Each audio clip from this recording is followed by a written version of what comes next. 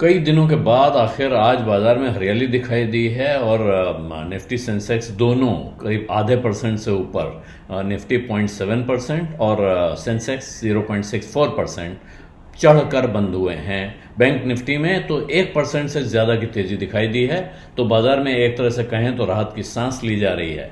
लेकिन ऐसे में एक जिसको कहेंगे कि एक नाइटमेयर जैसी खबर, मैक्वेरी की एक रिपोर्ट आई है और वो कह रहे हैं कि अगले 6 महीने भी, यानी 2025 के शुरुआती 6 महीने भी मुश्किल रहने वाले हैं। और ऐसे में हो सकता है बाजार में, जहां बाजार है वहां से 10% की और गिरावट आ जाए। और उनको अनुमान जो है वो ये है कि भारत की घरेलू चिंताएं बहुत ज्यादा शायद नहीं है, लेकिन विदेशी कारण हो सकते हैं, भारत के बाहर से ऐसे फैक्टर्स खड़े हो सकते हैं जो भारत के बाजार पर असर डालें।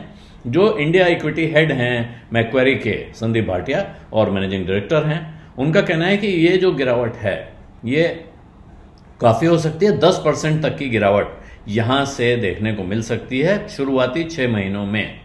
और उनका कहना है कि ये कहना बहुत मुश्किल है, जो पिछले समय से कहा जा रहा है, काफी वर्षों से कहा जा रहा है अब तो, कि भारत का जो डोमेस्टिक फ्लो है, अपने रिटेल इन्वेस्टर की तरफ से जो पैसा आ रहा है वो भारत के बाजार को तरह तरह की उठापटक से बचा के रख सकता है। ये एक तरह की स्टैब्लिश थ्योरी हो गई थी। पिछले हफ्ते जो जबरदस्त गिरावट आई उसने इसको एक तरह की गंभीर चुनौती दी। इससे पहले भी एक आध बार चुनौती आ चुकी है कि जब कंसिस्टेंट फ्लो आ रहा है, लगातार गिरावट आ रही है विदेशी निवेशकों की तरफ से, तब फिर एक हद के बाद भारतीय फंड और भारतीय निवेशक उसका टक्कर देने में, मुकाबला दे पाने में सक्षम नहीं दिखाई पड़ रहे हैं। और ये गिरावट पिछले हफ्ते खास तौर पे दिखाई पड़ी है। तो उनका कहना है कि इस गिरावट को नहीं रोक सकता है भारत का अपना डोमेस्टिक फंड फ्लो, लेकिन जो कंपनियों के खराब नतीजों की वजह से निराशा पैदा होती है उसको वो कम जरूर कर सकता है।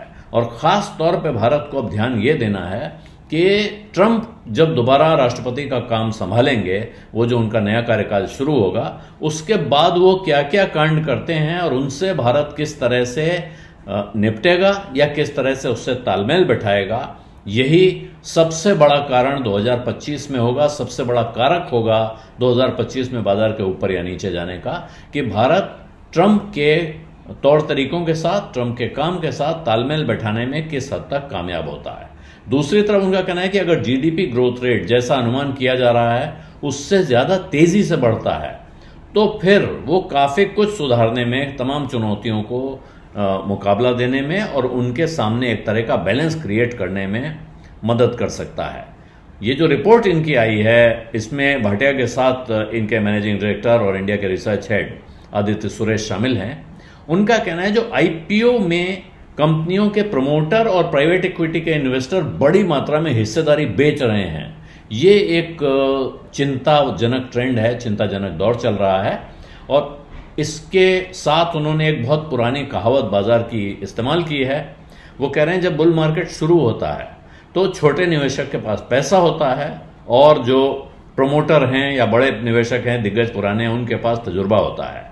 और जब ये बुल मार्केट खत्म हो रहा होता है तो ये पैसा प्रमोटरों के पास या पुराने दिग्गजों के पास पहुंच जाता है और जो नए निवेशक आए होते हैं उनको उस पैसे के बदले में तजुर्बा हासिल हो चुका होता है। ये जो विजन है वो उनके पास पहुंच जाता है, यानी कि अब वो समझ जाते हैं कि बाजार में इस रास्ते से बहुत कमाना संभव नहीं है।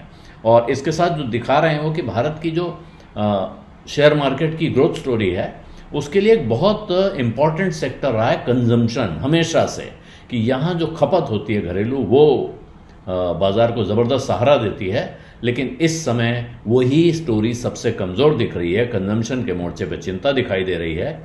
और उनका कहना है कि इस सेक्टर के लिए जो सबसे बुरा वक्त था, यानी जो वर्स्ट शायद ओवर हो, सबसे खराब वक्त निकल चुका हो, लेकिन अभी रिकवरी बहुत धीमी रह सकती है, स्लो रिकवरी होगी। और कंजम्पशन सेक्टर के भीतर भी ऐसा नहीं है कि सारा एक साथ रिकवर होगा, अनइवन रिकवरी होगी, कहीं ज्यादा कहीं कम। और ऐसे में जो खास तौर पर जो प्रीमियम सेगमेंट हैं, महंगी चीजों के जो बाजार हैं, वहां तो कंजम्पशन बेटर दिख रहा है। लेकिन जो मिडिल कैटेगरी है, मिडिल क्लास के कंजम्पशन वाली चीजें हैं, वहां अभी भारी स्ट्रेस या चुनौतियां दिख रही हैं, जबकि रूरल मार्केट में भी, गांव में भी रिकवरी के संकेत दिखने शुरू हो गए हैं। हालांकि वो कह रहे हैं कि ये इस वक्त डिफेंसिव सेक्टर्स का वक्त है, और डिफेंसिव में भी आईटी, फार्मा और फाइनेंशियल्स, ये तीन हैं जिनको लेकर मैक्वेरी पॉजिटिव दिखाई दे रहा है। वो चिंता जता रहे हैं, और ये कहानी कुछ वैसी है जैसे भेड़िया आया वाली कहानी होती है। बाजार में बार बार कहा जाता है कि अब तमाम खतरे के संकेत दिख रहे हैं, कुछ लोग इस चक्कर में बेच भी देते हैं, लेकिन उसके बाद वो अगर भेड़िया आता नहीं है तो फिर निराश होते हैं, दोबारा फिर पैसा लगाते हैं, कुछ इधर उधर से लेके और लगाते हैं, उत्साह बढ़ता जाता है, और उसके बाद वो जो गिरावट आती है वो काफ़ी भारी, खतरनाक और चिंताजनक होती है। लेकिन वो गिरावट कब आएगी ये कहना बहुत मुश्किल है। ऐसे में सावधानी बरतना ही सबसे सटीक उपाय है, सबसे अच्छा तरीका है कि जो पैसा हाल फिलहाल ज़रूरत पड़ने वाला है उसको बाजार में ऐसे न लगाएं कि सारा पैसा लगा दिया और उसके बाद सोच रहे हैं कि अगले महीने तेजी के बाद निकाल लेंगे। लंबे दौर के लिए आप इन्वेस्टेड रह सकते हैं, तब बाजार में पैसा लगाएं। और गिरावट आ सकती है, इस आशंका से इनकार नहीं किया जा सकता है, लेकिन इतिहास की सबसे लंबी गिरावटों पर नजर डालिए, जो सबसे खतरनाक गिरावटें आई हैं, उसके बाद बाजार का 20 साल का या 25 साल का चार्ट निकालिए और देखिए कि क्या उस चार्ट में आपको वो गिरावटें कहीं दिखाई भी पड़ रही हैं, महसूस भी होती हैं। आप अगर इसको ठीक से देखेंगे तो ऐसा पता चलेगा कि जो गिरावट किसी एक वक्त बहुत बड़ी तबाही, हाहाकार के तौर पे आई थी, आज आपको चार्ट पर उस गिरावट को ढूंढना भी बहुत मुश्किल लगता होगा। यानी कि वक्त सारे घाव भर देता है। बिज़ अड्डा में आज इतना ही। इजाज़त दीजिए। धन्यवाद। नमस्कार।